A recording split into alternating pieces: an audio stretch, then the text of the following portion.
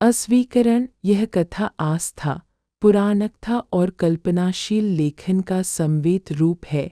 इसका उद्देश्य किसी धार्मिक भावनाओं को ठेस पह हु चंद्रबिंदु चहा न हा नुक्ता नहीं, बल्कि श्रद्धा के आलोक में एक प्रेरणादायक सिनेमैटिक अनुभव रचना है। भाग 1। रात अंधेरी थी, पर आकाश विधाता की वीणा की तरह झंकृत गैलेक्सियों का संगीत एक विचित्र सामंजस्य में बज रहा था।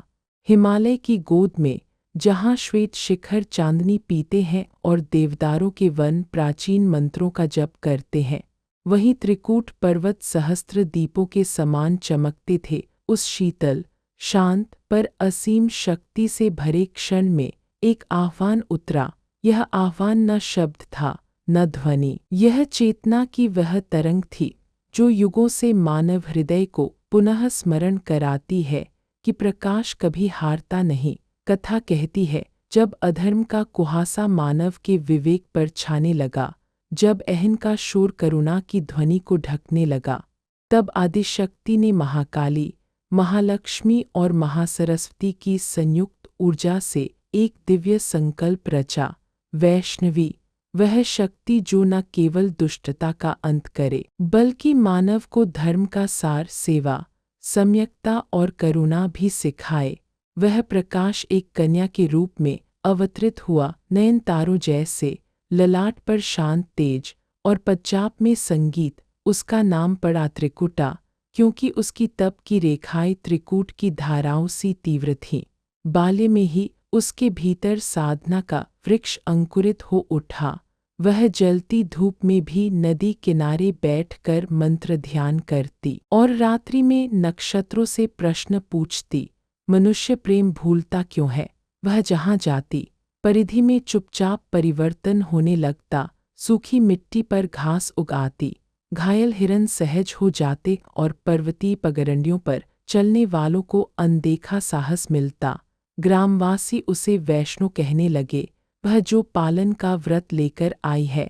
धीरे धीरे उसकी तपस्या त्रिकूट के गर्भ में गूंजने लगी। वन के ऋषि, साधु और यायावर उसे दूर से देखते एक बालिका, पर शांति का महासागर।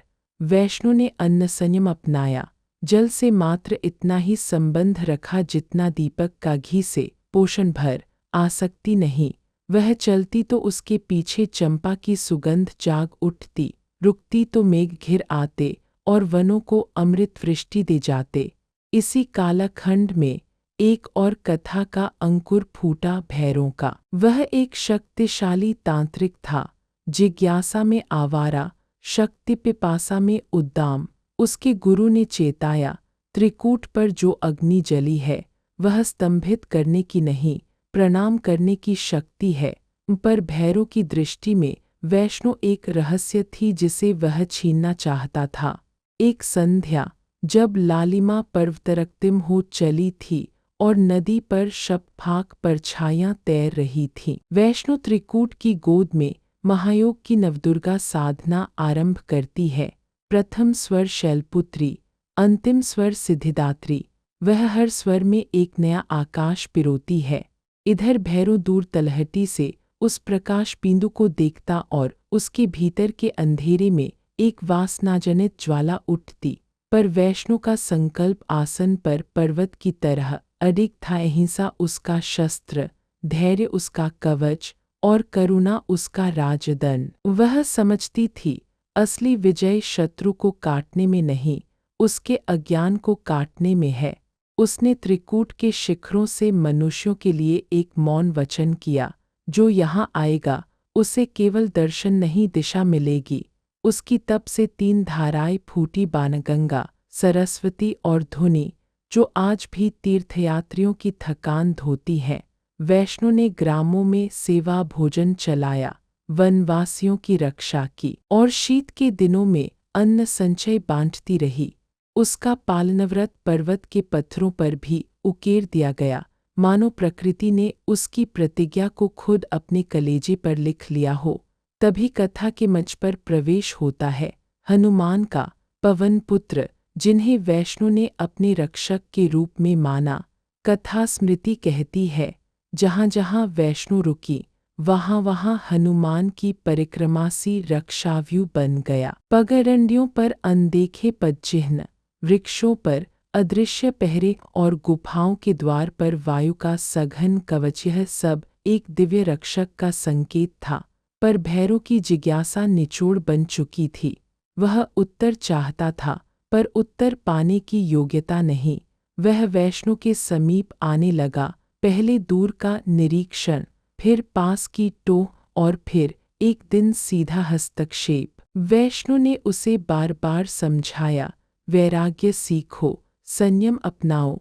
उसने भैरव को योग दीक्षा की राह सुझाई, पर वह शक्ति को मालिकाना समझ बैठा, साधना नहीं। उस दिन वैष्णो ने निर्णय लिया, वह हिंसा नहीं करेगी, पर अज्ञान का उन्मूलन करना होगा। यह युद्ध बाहुबल का नहीं, आत्मस्वर का होगा। वह त्रिकूट की अर्धकुमारी गुफा की ओर प्रस्थान करती है, जहाँ तपस्वी अपने भीतर की गर्भगुफा में पुनर्जन्म लेते हैं।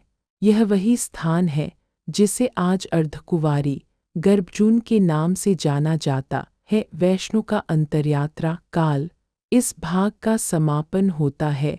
उस मौन दृश्य पर त्रिकूट के पर्वों के पीछे सूरज ढल रहा है।